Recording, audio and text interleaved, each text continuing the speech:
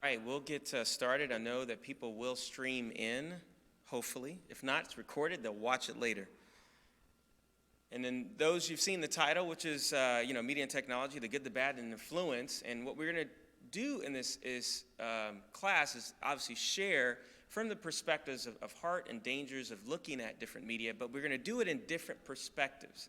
And I am going to be from the perspective of the tech geek that lives, breathes technology. And I'll share a little bit more about my family, but I have two boys, 9 and 11, married, and I love technology, and I'll share from that perspective. But we'll have different perspectives, and our next perspective will be from Bethany. So any Napoleon Dynamite fans out there, like, I love technology. Well, I'm whatever the exact opposite is of that. Like, I hate technology. I would love to throw my phone into the sea. Whenever I go on vacation, I love to turn it off. I am a paper and pen girl. You'll see me standing up here with my paper notes and my paper book. So that's me. Audie and I, we oversee the Youth and Family Ministry in Philadelphia, as well as lead a region.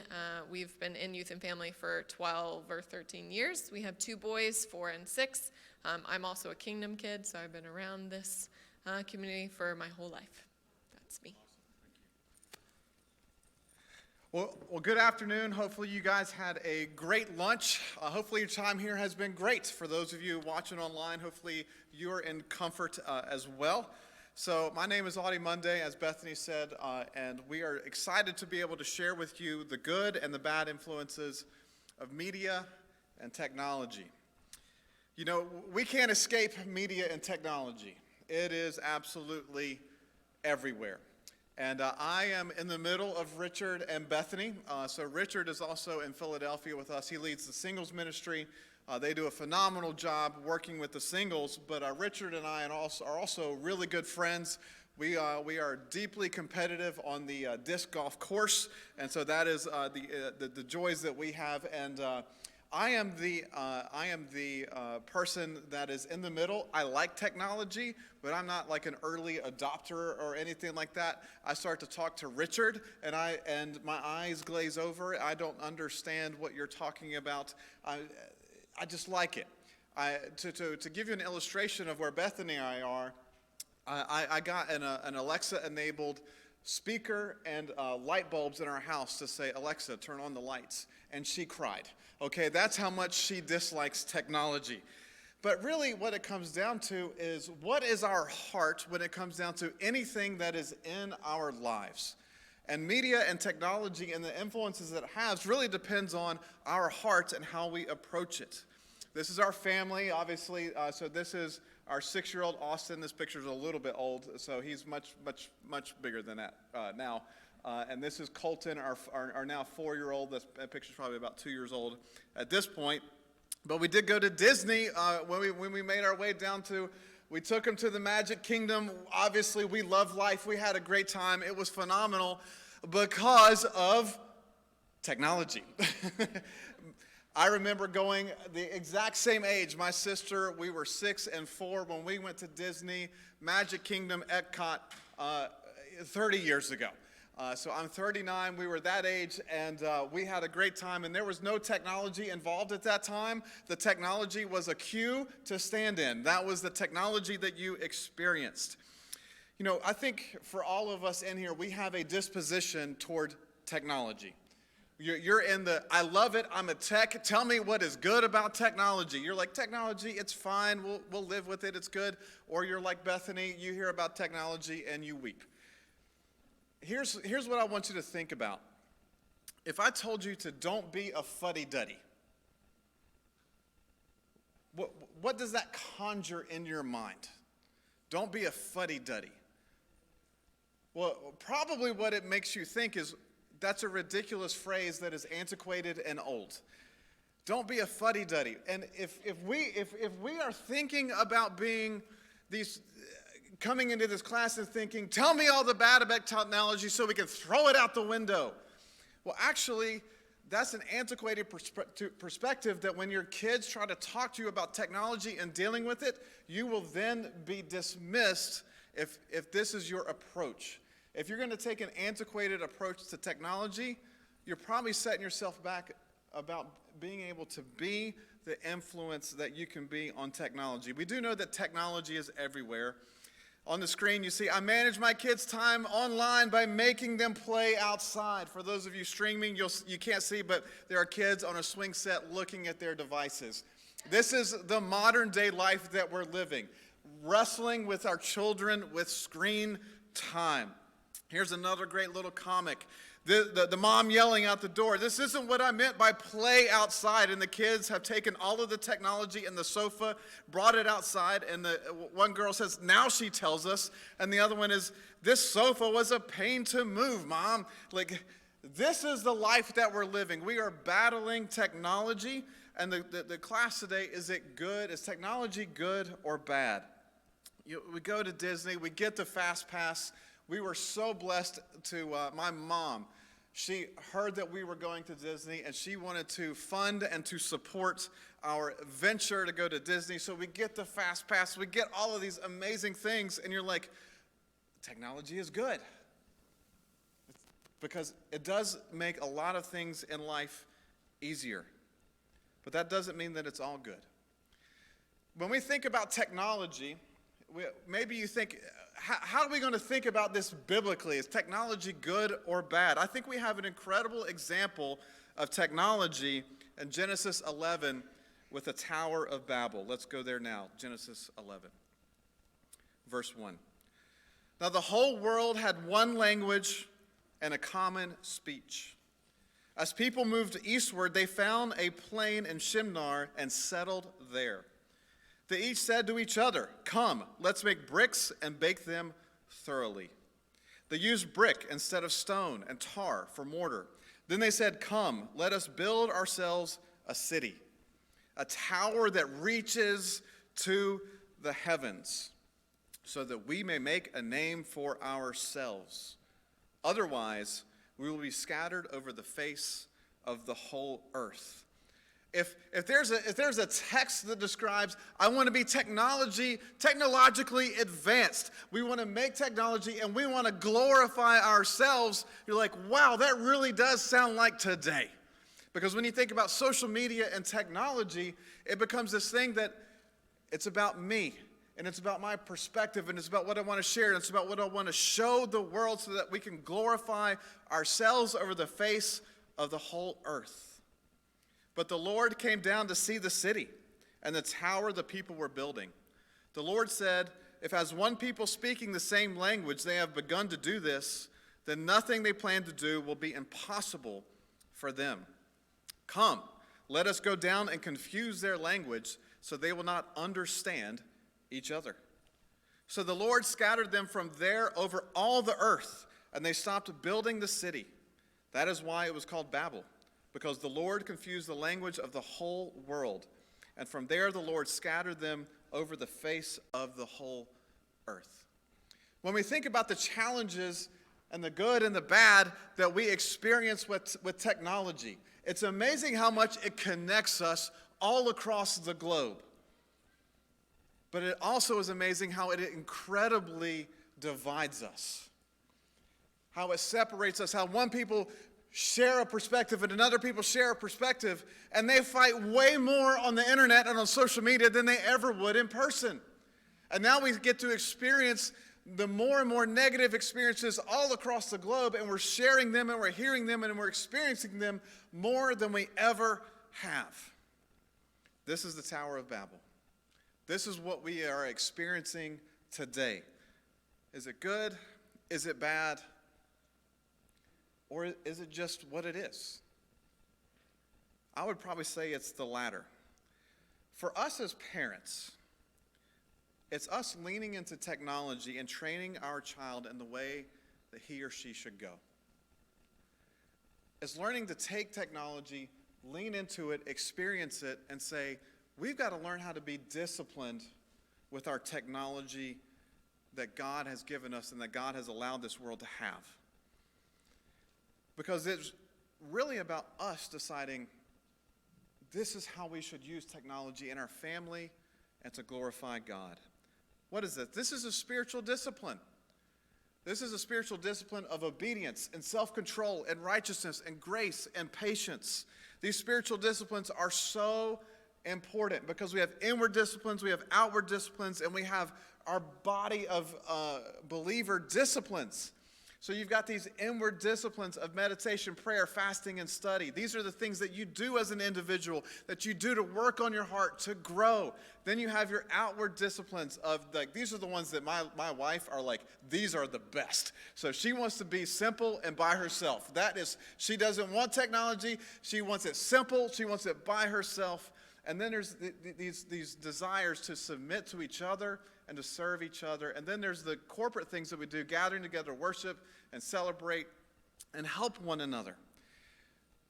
We have to engage in spiritual discipline when it comes to technology because it's just all over the place. It's about choosing to put technology down so that you can do the inward disciplines of meditation, prayer, fasting, and study. Because technology can take us away from those individual spiritual disciplines. Maybe this is what your family looks like. On a tablet, on a device. The average American household has 20 devices in the house. They are everywhere. How many old phones do you have in your house? That you're just like, oh, you can just use that, you can have that. Here's an old tablet, you can have that. Here's the TV, here's the computer. You can hardly go into a different room in your house and not have a device. I don't think I'm telling you anything you don't know, but maybe what I am going to tell you that you don't know is how much you use your device. Because your parenting of your kids and your example of your device usage is going to stream down to them. Here it says 54% of children felt parents check their devices too often. 32% of kids feel unimportant when parents get distracted by their phones. 52% of parents agreed that checking their devices, they check them too frequently. Half of the parents in this study. 28% of parents felt that their device use was not even a good example. 25% of the parents want to see their child use their device less. For this room, you are here because you want to see technology be a good thing. So for it to be controlled and taken care of and patiently used in a righteous and good way in your house. I had a conversation with a mom this morning. Hey, we're teaching a class on technology. She's like, let me tell you about my 19-year-old's usage of their phone this morning. I'm like, that's where we want to go. It's so easy to see our children's use of their devices and to not see our own usage. Screen time. The average 8 to 10-year-old spends 6 hours a day in front of a screen using entertainment media. Think about that. An 8 to 10-year-old in America using a device for entertainment, not for educational purposes. Anything at school doesn't count. Anything for homework doesn't count toward that 6 hours a day. It doesn't get better the older they get. An 11 to 14-year-old, 9 hours a day, entertainment media on a device. Not for homework, not for school. You can't help your kids overcome our culture and our dependency upon technology if you cannot be self-controlled with your own device. Because here's the thing. Gen Z knows they're on their devices too much. Check this out. The Gen Z, this Barna study, 1,500 U.S. teenagers, 60% said, I spend too much time on screens. But if you're not living it out, you're just building a Tower of Babel that's glorifying something other than God.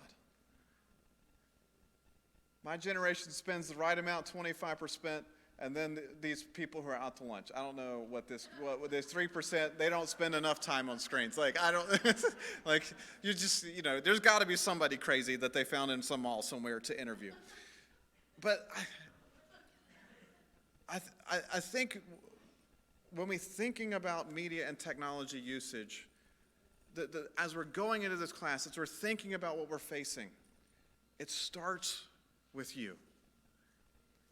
After doing and preparing this class, I decided, you know what, there are things with technology and social media that's just where I personally go to for my downtime, for my leisure, for my entertainment.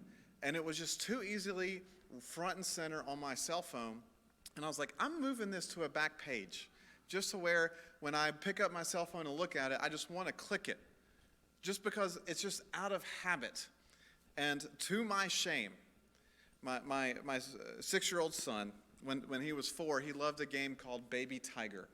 And it was not a fun game for me. He wanted to be a baby tiger and crawl around and roar and have a leash, and we could do this for 5 minutes, and I could endure. But then he wants to play it for hours upon end, and I'm like, man, this is... And so what would I do to endure? He would crawl around the corner, and I'd have my cell phone. And I would look at it, and then I would put it down, and he crawls over to me, and he's, Dad, are you going to keep looking at your cell phone, or are you going to play with me? I'm like, that's the most convicting thing I've ever heard from a 4-year-old. And I'm like, okay, this device has a stranglehold on our families, not just our children. So if you're just joining us, we are representing 3 different stages. We have Richard, who's the expert. We have me, who's the simple-minded and not a huge fan of technology. And then we have Audie, the average consumer. And, you know, we all can feel like we've been guilty of this. Sorry. Again, not the most savvy with the clicker. You know, that like our kids just want our attention, right? And we can be hypocritical sitting at the soccer game. My kids will look to make sure that I'm paying attention when they're like, watch me, and then they watch me to make sure I've stopped looking at my phone and I'm really watching them before they jump into the pool like we just did before this class. You know, they want our attention. And we, you know, devices and technology can prevent real connection amongst us as humans of any age and stage, but really in our families. But I think what I want to offer you is just some simple solutions to having real connection as a family. And one is a really easy one: join them. Play with them. You know, it's very important to my kids for some reason that I watch their show they're watching. Like, they don't want me sitting with them on the couch. It's not about the physical connection. They want me to actually watch the show with them, not look at my phone, hugging up on them, and they're watching the show. Like, they really are like, did you see that? Watch, Mommy. Like, watch what Pokemon, they're so into Pokemon right now. Watch what Pokemon's about to do. You know, they want me to participate and to join their world. I think sometimes we get so obsessed with the, like, put the screens away, put the screens away, put the screens away, and screen time, which we're going to talk more about. But we also have the option to just join in with them. Like, learn the video game. Like, you should watch me play a video game. They're better than I am at the video game, and they think it's funny that I'm not so good at it, but I try. You know, I join. Maybe you have teenagers. You know, do the TikTok with them. You know, join the video game with them. Watch the show with them. Have a show that you watch with them. I remember my dad, when I was a teenager, used to watch Gilmore Girls with me. I'm sure he was not that interested in Gilmore Girls, but he would sit down and he, you know, would watch with me. I know for me, like, I get, even as a youth and family minister, I get a lot of questions from parents like, well, what about this app and what about that app, and should my kids, you know, and parents always want rules, right? Like, we're like, yes or no, like, just tell me. And I think I get overwhelmed staying ahead of the curve, even with the teens. Like, but rather than be overwhelmed by researching all of it, maybe just pay attention to what they're into and go with them on that journey and research that one app that they're interested in. There's a family in our ministry, and the mom a couple years ago was telling me this story, and I thought it would be perfect for this class. They have 4 kids. And so their daughter, when she was in 5th grade, asked for TikTok on her iPad. She didn't have a phone at the time. We talked it over, including what it's good for and what it's not, and some of the things to be on the lookout for with it, including getting obsessed with how you are perceived on it. We said that she could get it, and we did restrict the time per day that the app would allow her to use it. We also let her know that we had full rights to check out all of the content and the connections that she had, and only allowed her to follow people she knew. She had it for probably 2 months or so, and then I realized at some point that she wasn't really using it. I asked her why, and she said she deleted the app because it was too addictive, and she realized that the restrictions weren't really working. Lots of stuff was coming through that she didn't want to see. Their other son had another example. He was in high school, and there were some girls in his class who were pressuring him to get Snapchat, which he eventually did. He said that the first night that he had it, one of his guy friends was at a party and Snapchatted a bunch of pictures from the party. He deleted it the next morning and said that he didn't want to see all of that.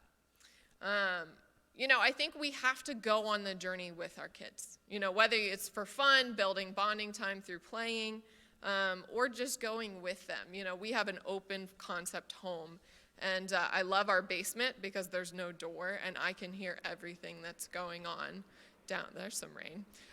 Can hear everything that's going on downstairs, and I'm always listening. If the kids have a play date, I'm listening to what they're doing, what they're talking about downstairs. If they're out in our neighborhood and there are older kids on the block that are out, who's like moving around the block, always sort of within earshot at the playground or whatever. Again, my kids are 4 and 6. You're not going to be doing this with your teenager.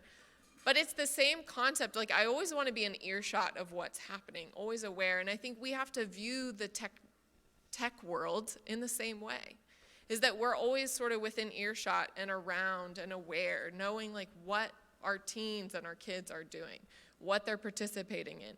My kids are not allowed to watch YouTube unless I'm within earshot.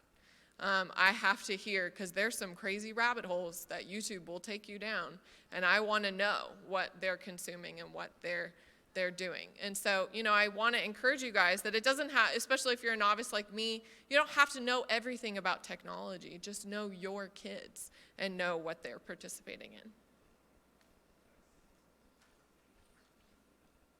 Okay, I am the nut. I love technology. Any other people out there just love technology? Okay, my people. Audie had mentioned this earlier in Proverbs, and again, it's such a great core scripture for me. It talks about start the children off in the way they should go, and even when they're old, they're not turned from it.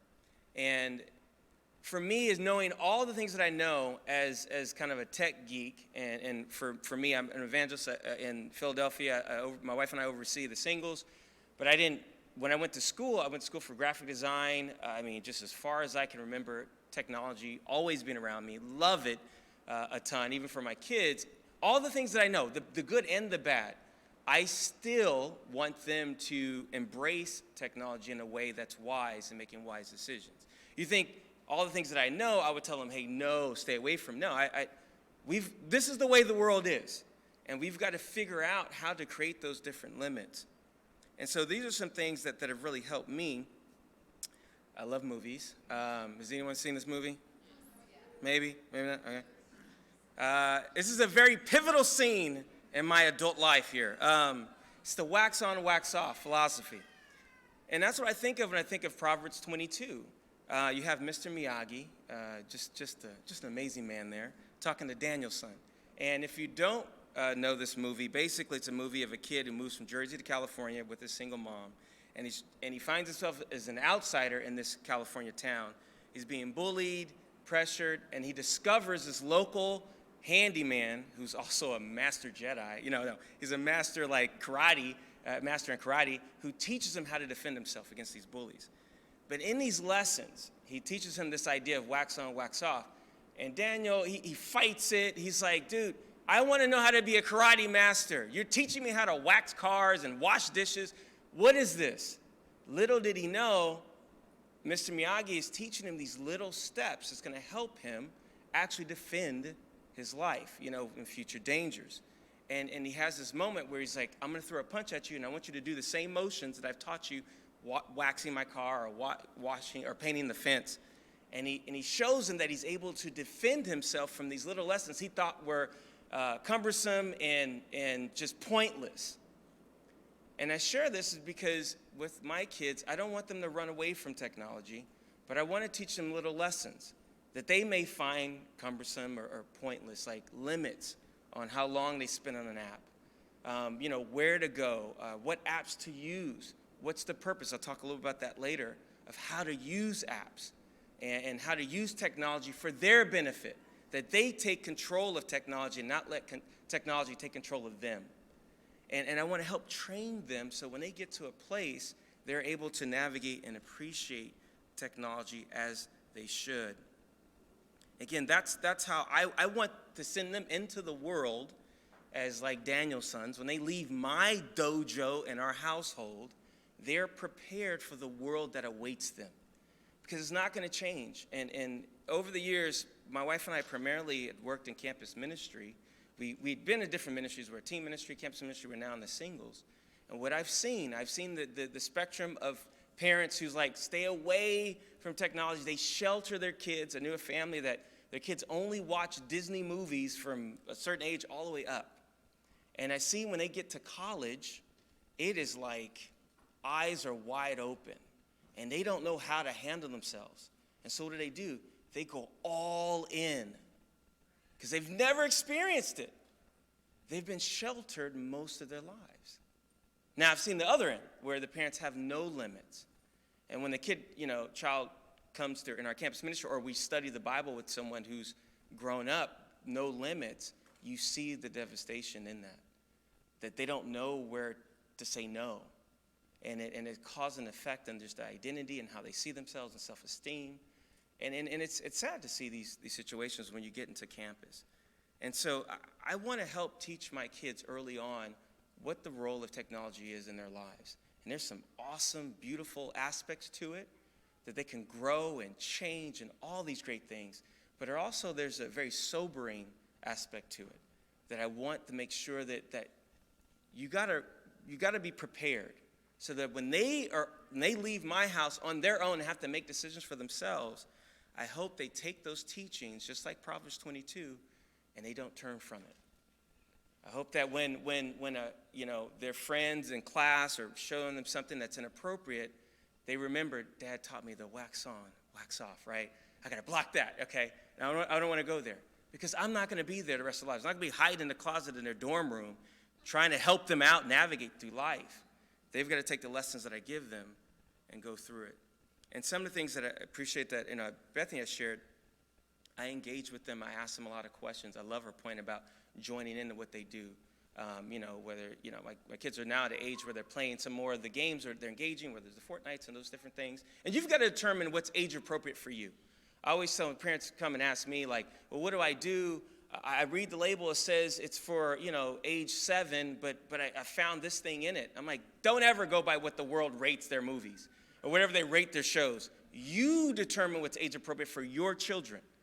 Because what the world standard is, we know where that standard lies. And there's a lot of debate about rating system just in general, for you to know. There's a lot of stuff written on that. But I like to ask them different things. Again, what shows that they're watching? What are they learning? Why are you watching that show? What can I learn? I want to get involved with them. Roblox is a huge thing right now. This company is like blowing up, and it's just taking the youth by storm. I want to ask questions. What are you building? Why are you in there? What's this part of the game? You need to educate yourself on them instead of sending them off to go play on it, because it gives you a breather. And though that breather may be awesome for that moment, you have no idea what your child is doing for the next X amount of hours. Actively engage with them. Find out what they're doing. And then, like was mentioned before, like for me, I have a lot of talks with my children. I don't shy them away from cartoons. I know there was a big controversy about Arthur, or one of the shows that they had, a homosexual teacher or different things like that. And some parents immediately say, we're never watching that cartoon, or I'm going to stay away from that. Again, controversy. I'll talk through that with my child. What do you think about that? Here's a teacher, or we'll watch a show and something pops up. We'll talk about that right away. Again, I'm not trying to hide them from these things. I want to talk this through with them. When they leave your house, they will engage these things. They're not going to leave their house, it's going to be Disney World, okay? They're going to leave their house, it's going to be the world, okay? So you've got to prepare them for these things. Have those talks. I talked to them about the LGBTQ plus situations, racial injustice, politics. You know, it was a situation with my son that had came up in a cartoon we were watching, Kubo and the something, I forgot the title. And there was a situation of a relationship, a homosexual relationship. And he's like, what is that? He was curious. You know, and we sat down, we talked about it. And I use that as a teaching moment for them. I actively engage in these situations and don't let the world teach them. I want to get ahead of it and teach them and take control of the situation. And be deliberate. I tell parents, you're not censoring or trying to prevent, you're curating their technology world. And what's different about a curator, like in a museum, you organize, you theme, and take them through, walk them through what's appropriate and what's not. And show them, hey, this is stuff that our family and what we believe in, we don't do this. And here's what other people do. And you got to make decisions. I help walk them through their decisions on technology.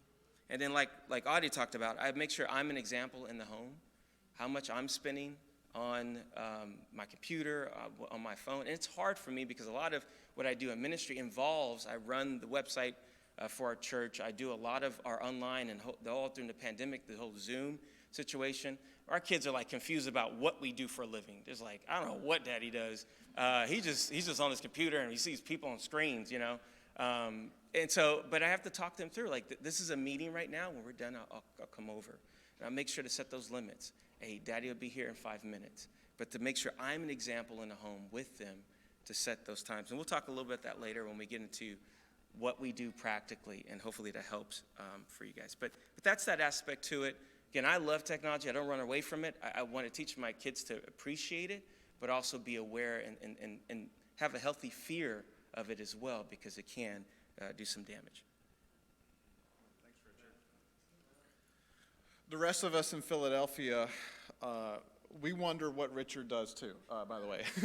So we're like this YouTube service is fantastic. How did you do that?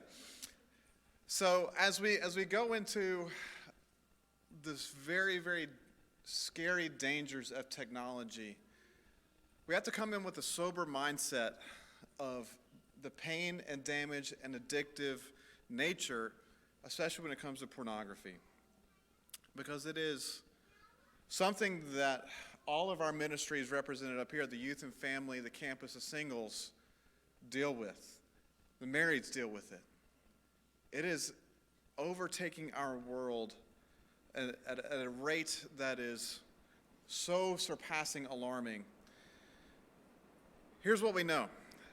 By the age of 18, 93% of young men have been exposed to pornography. Age of 18, 62% of females. Check this out. Pornography at home. 79% of accidental exposures to internet pornography among kids take place at home. We think, no, I've got my locks, I've got it down, we've talked about it. No. This is where it's happening. 51% of teenagers admitted that they watch pornography at home when they know that it's wrong. 47% of families in the United States report that pornography is a problem in their home. 90% of children ages 8 to 16 have viewed pornography. The largest consumers of pornography are 12 to 17-year-old young men. Pornography sites comprise 12% of the internet. They comprise 25% of all Google searches and other search sites are for pornography. It's not just a male issue. 1 in 6 women struggle with porn addiction. $10 to $14 billion is spent on porn annually. That's the same amount as the U.S. government spends on foreign aid. It's about the same amount as the NFL makes in a year. Every second, a little over 28,000 people are viewing porn. every minute, $184,000 is spent on pornography. I don't think that I'm standing up here in a technology class telling you something that you don't know. But the question is, do we know it, and are we helping our families be the front lines of defense about the true dangers or pornography in our homes and in our churches? Having these talks consistently as a family are so important and vital. It was weird to sit down with Bethany and I with our 6-year-old as he was going off to kindergarten at the beginning of the school year, having a junior birds and bees talk. Because you're like, they're going to be gone. They're going to be on the bus with other kids. It's like, okay, we've got to talk about what we know and the true dangers that are out there. And I think what was really cool is Beth and I did it together. And he asked questions, and we're like, hey man, if you ever have any more questions, just come on to us. And he did have a few more questions. And I was so grateful for a 6-year-old to sit down and have this conversation of there is a way that God has made sex and intimacy and relationships to be good.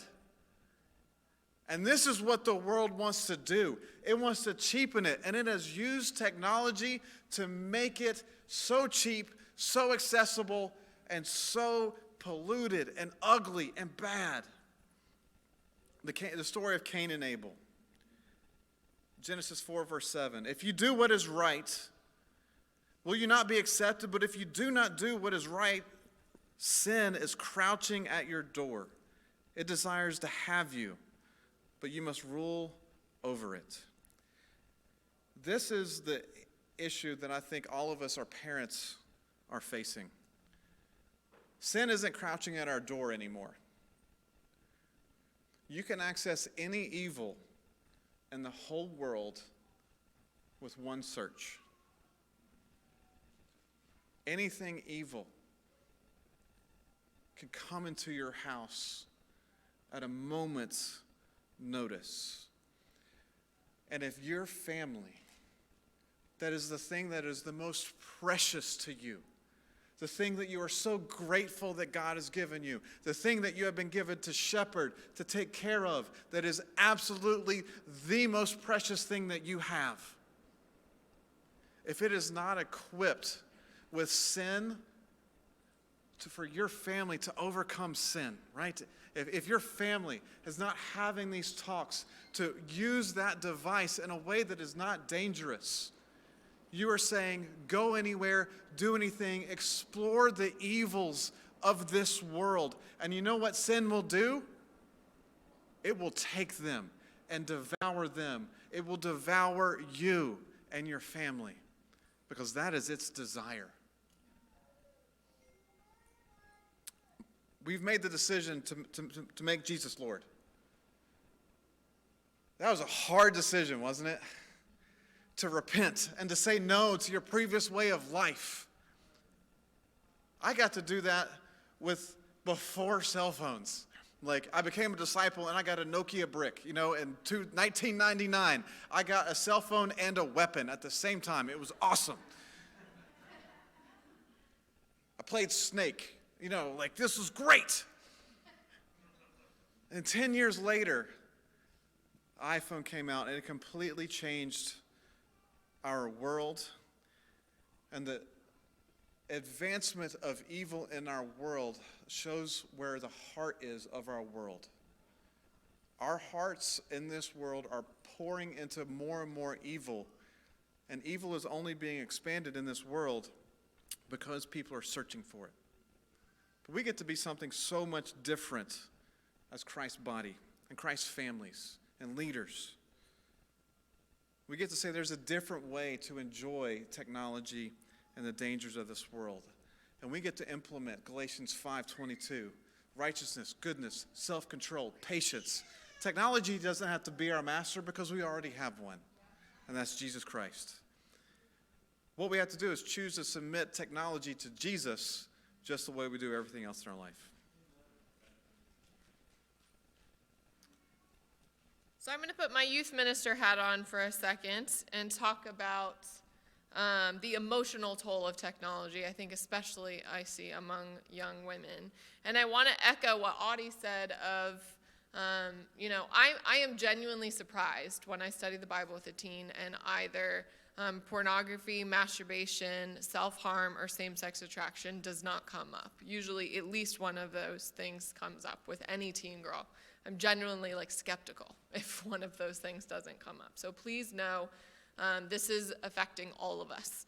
But I want to focus this time on the emotional toll of technology. I was listening to, I'm a big NPR fan, and I was listening to Innovation Hub, one of the shows they have, and I heard this book, an interview with this author. It's the You're Not Listening, What You're Missing, and Why, Why It Matters, by Katie Murphy. And really, it's a very sciencey book. The last fifth of the book is all the sites of research, but an awesome interview and research book about specifically technology, how it's affecting our politics, but it's specifically affecting our families and us and as individuals. Loneliness has increased in the U.S. by 25% in the past 30 years. A large part of that is because we're not connecting with each other anymore. Our culture is becoming more and more and more isolated, especially during the pandemic. We know science has shown that in the presence of other people, our brain waves sync, allowing neurochemicals to be released, giving us all of those positive boosts of chemicals and hormones. When we're not together, our communication lacks. We know that through text message alone, just the words written on a page, only 7% of the meaning of our communication is portrayed. So as our teens, especially in preteens, are just texting one another, we're missing so much of our communication. Research has shown that with increased screen time increases unhappiness.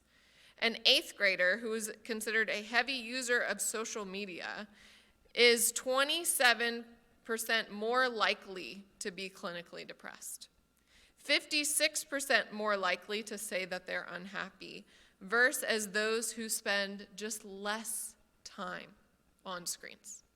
So maybe you walk away from this class and you're like, we just want to do a little less. It can help, right? Studies have shown, it doesn't say no screen time, just less.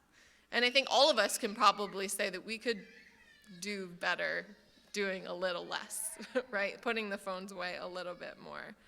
Because I think especially with girls, that social media is such a rabbit hole of the scrolling and the scrolling and the scrolling and the comparing and the comparing and the comparing.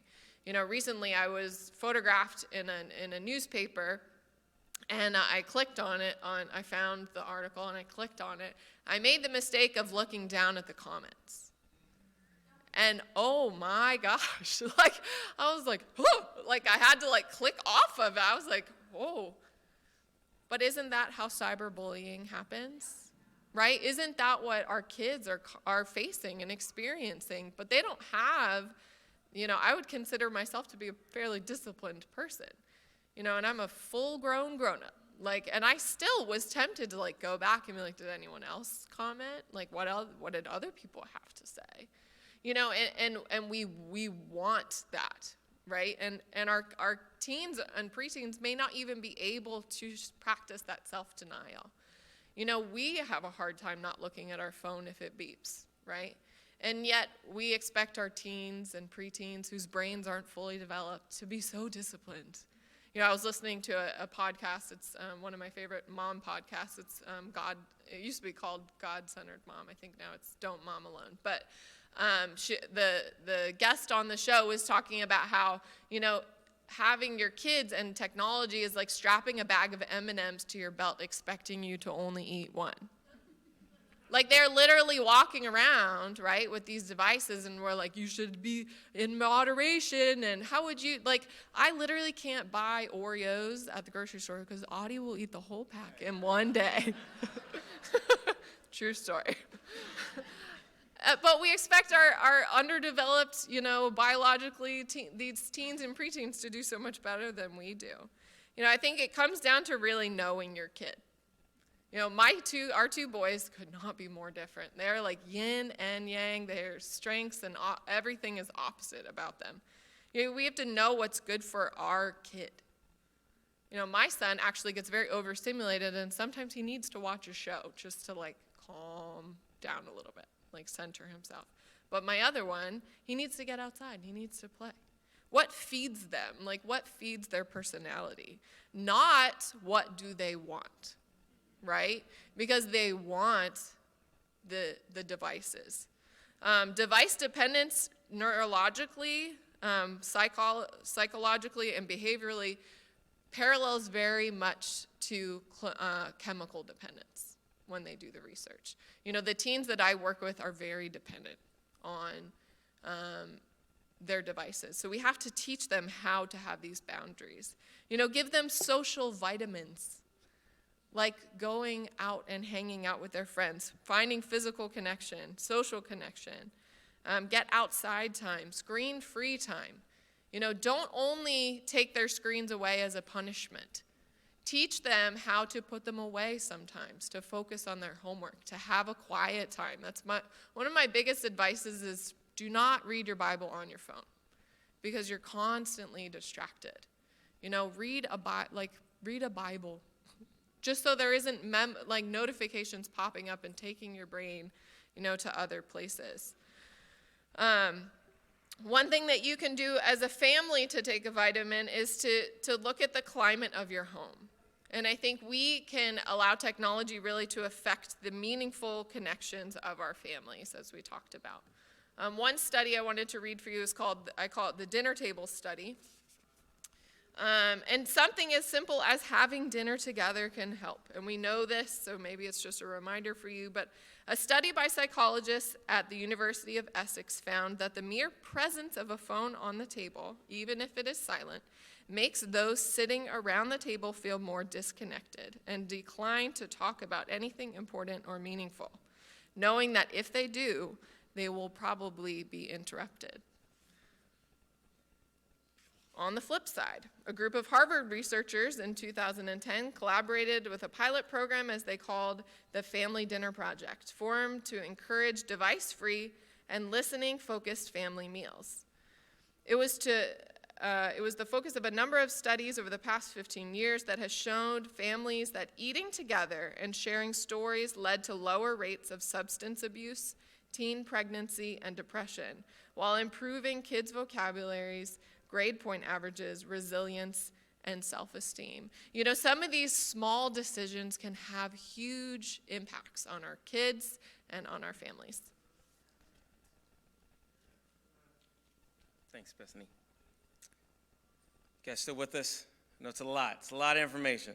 We're going to be landing here. I just want to talk a little bit from, again, the geek perspective. There's a lot of stuff going in. I'm not going to get too in the weeds of algorithms and machine learning, but just to help you understand what's going on behind the scenes.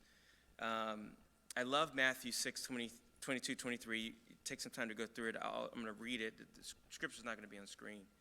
But it says, the eye is the lamp of the body. If your eyes are healthy, the whole body is full of light. But if your eyes are unhealthy, your whole body will be full of darkness.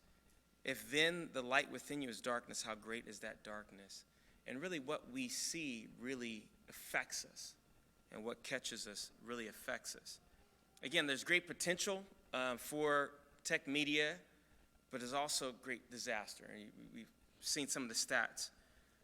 But what I love about in choosing this particular image is, again, we've got to see our children engaging technology, its potential good and potential bad, as if a major metropolitan city like a New York. I wouldn't let my children, 9 and 11, wander in the city of New York. Now, I wouldn't tell them never go to New York. New York is amazing. But they need to be guided through that. They need to be told where to go, where to stay away from. They need to be walked through that process. I talked about that in the last section.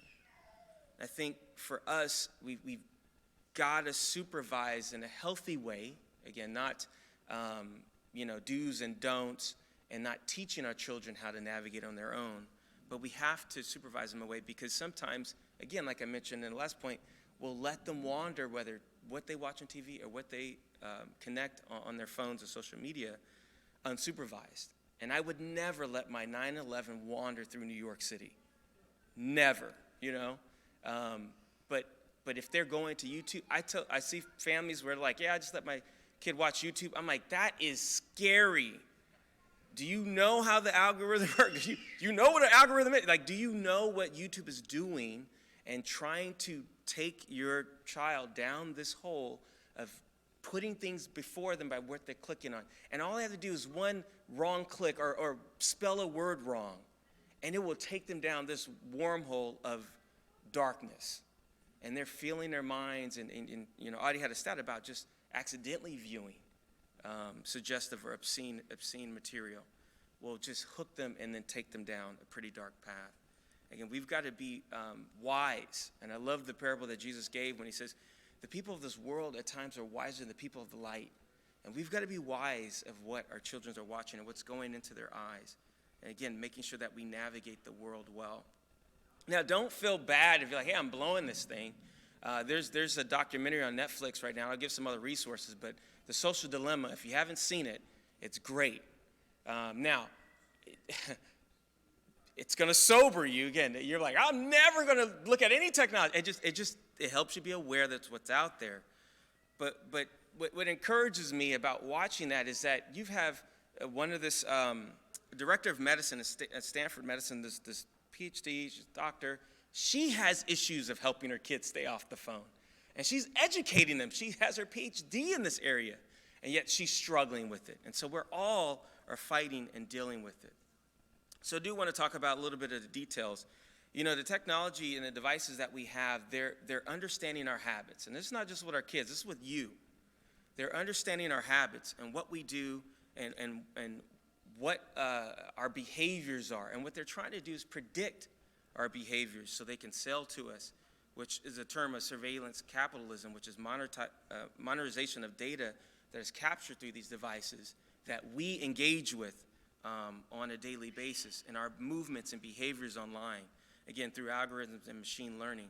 Again, with the goal in mind to predict your behavior so they can sell your information or use to sell you things. And there's a you can Google this. It's been in Forbes, but there's this prime example of this of a dad. I believe he was in the Midwest. He was getting mailers at his house for Pampers and to his teen daughter, and he was outraged. He went to his local Target, talked to the manager, and was just berating the workers. The workers like, what are you talking about? We're not responsible for mailers at your house. But he was so angry. Why are you sending my teen daughter these Pampers? Well, it turned out Target was right. The things that his teen daughter, things that she was searching online, not even for Pampers or anything for baby, but just the food searches, her behaviors, it predict that she was pregnant. And the father went home and found out that his daughter was pregnant. And he called up Target and apologized. That's the power of predicting our behaviors that the algorithms and machine learning has. And there's many other examples like it. And so we've just got to be aware of these things. This idea of persuasive technology. Again, technology that's designed to even change our attitudes and behaviors. Bethany talked about that, especially in social media. We've got to be careful through that, where there's these gentle nudges to a certain place or viewpoints that you may have some subtle interest in. Political views, what you like, who you follow, and it'll give you these subtle nudges until you get pushed into a direction or the end of a spectrum that's completely extreme. And before you know it, you're way on the other end, or the other one side of the spectrum or the other side of the spectrum. And to give you an example of this, again, I'm on TikTok and for many different reasons. I'm studying, I'm trying to find ways. I'll share how I use a lot of this technology for God and the good to this. But I was on TikTok, and I clicked on a video from Jordan Peterson. For you guys know Jordan Peterson, he has some extreme views. I clicked on that because it was some topic. The next succession of videos was sending me through a portal of like Trump, supporters and all kinds of different things. I'm like, whoa, what? And it's trying to read me. is trying to read, okay, this is much what you like, so let's send you more of this stuff. And I'm like, this is crazy. But when you don't actively know that it takes you on for this ride and you don't question it, before you know it, it drops you off in a place that you didn't even start. And it's directing you. It's getting to a place where it can move you. We've seen that through politics last couple years. And not just in America, all over the world. You have different leaders or dictators in some places that want to take control of social media because of the power that can influence a nation. We just got to be aware of these things. And even, especially for social media, where could be the most dangerous, is that it starts to dig into a certain part of our brains that changes our kids, our children, their sense of self-worth and identity. Again, a lot of these things come from Social Dilemma and some other books I'll recommend towards the end. Again, we just got to be aware of. And again, my wife and I, we've seen that effects being in a little bit in youth ministry, but more so on campus, that when we're studying the Bible with people at this point, there's so much that they're going through, and the heartbreak that we've seen is pretty overwhelming. Now, there is good news, right? You say, man, there's a lot of negativity, but there is good news in all this, is that we can use the gospel to shine even brighter light of how God can be glorified and really helping, being the true solution and not necessarily the devices themselves. Again, we just got to be aware of the world that we're in. It's not impossible. There's ways, again, we'll share at the end kind of some tips and tricks of getting through and the good things with it, but it's not impossible. We just got to make sure we're aware of these things and not blindly going for the ride where media takes us. We need to take control of it. And it's almost like Paul says that he beats his body and makes it his slave. He doesn't succumb to the sinful nature, but he takes control of it. And that's what we need to do when we come to technology. Amen? So we want to give you guys some tips and tricks, and I'll start off. One of them is, Audie and I, as we work with parents of high school students primarily, we're very big into clear and consistent boundaries and consequences. And, one with technology that's out there, it's very common, not just within our family of churches, but just in the world. If you Google parent and teen media contracts, you can find tons of examples. But I would highly recommend that if your kids already have phones and devices, it's never too late. But starting off with some sort of rules and responsibilities, as well as consequences if those are not seen through. And so some examples of these can be, access to passwords, what apps you can and can't use, usage guidelines, do's and don'ts. What is it used for? What is it not used for? Hours, if there's a cost they need to contribute. When to use it, like school or church, what are the rules with that? Bullying and sexual content. If you see things that make you uncomfortable, how are you going to replace it if it's lost? Again, apps that are allowed. So all of these are different things that you can put into that contract. And what a lot of people do is the parent will write some down and the teen will write some down, and then you collaborate and come to an agreement of what is this contract going to be. So everyone, it's surprising sometimes to hear what the teens and preteens know they should and shouldn't be doing with their phones. And so what are the consequences if these rules are broken? Might be like loss of the device for a time period. Again, I just want to reiterate that the media should not only be taken away as a consequence. Teaching your teens that it is a healthy thing, it is a positive thing that we take breaks, maybe a day of the week or during family time or during homework time, that there are times in the day, every day, that we take breaks from social media and technology, but also sometimes as a consequence as well. And we're going to get ready to end here because I know we're going a little bit over our time. I'll be quickly through some of these points in terms of, again, for someone who's a nerd for these things, I take very serious tech media and the convictions that I have. Here's a couple things that we do as a family, me knowing all the stuff that I've shared that I do that really helps our family. We take tech media Sabbaths, and so I pick certain times throughout the week that just no screens. Sunday is one of them, where I wanted to train my kids that Sunday is a special day. All day. Obviously, dinner table discussions. Anytime we're eating, no screens. Now, there's other times during the week, there's no screens except for educational material. Again, I want to teach them to give healthy limits. But I also want to teach them the purpose of tech and how tech should submit to me instead of us submitting to it. and I really help our children to take control of that and know what that means and setting those limits for them. Again, curating my child's digital world. I make sure that right now, while they're young, now your child may be older, but I sign them up for different emails. Like I sign them up for an iCloud to connect them with Apple's screen time. Again, a lot of stuff I won't go into detail for the sake of time. Come to me afterwards. I'll show you how to set that up. If you're on Android, it's Android Family Link. But I help control where I know where the limits are. This is the good thing about technology. I can see the data. I can see where they spend. I can see what they click on. I can see all of it. And I can set the time limits. It's funny, I'll set the time limit, like they can't use their device between 8 a.m. And 9 p.m., right? And so, like clockwork, they'll come in at 6 a.m., Daddy, it's not working. I'm like, that's right, it's not working. You gotta wait. I'm setting limits. You gotta wait. Daddy will be up a couple hours, and you can use it. But you can control that in a healthy way to help build in those habits. I want to help them create a great digital footprint. I want to teach them to search and what not to search, where to stay away from, what not to go on to.